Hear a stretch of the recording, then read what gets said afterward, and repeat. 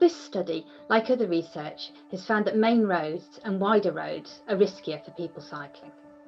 We also found that intersections were riskier, around 3 times riskier than sections of road without an intersection. Again, this is supported by existing research. In a sense, it's not that surprising. Intersections are where you get conflicting movements, where you have the potential for right or left turning motor vehicles to come into conflict with cyclists going straight on, for instance. When it comes to intersections, the biggest issues is that you have conflicts in the same time and space. So there's going to be like diverging issues, merging issues, turning issues.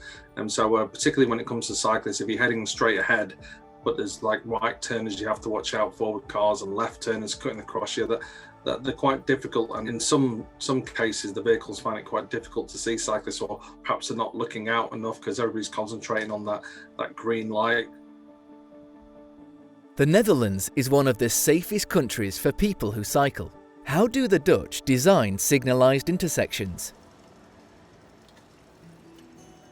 For signalised intersections, the most common design in the Netherlands is what is often called a protected intersection in other countries.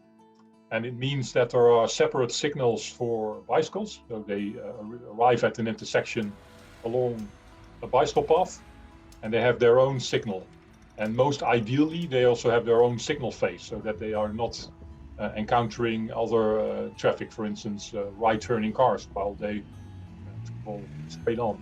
And there are also the typical design features like a corner refuge island, meaning that drivers have to take a quite tight curve when they turn right, and they have to slow down.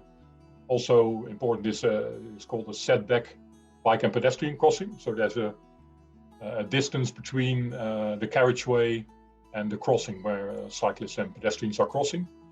And this moves cyclists out of the blind spot of lorries that may turn right. And it also gives cyclists more time to anticipate on drivers who may turn right.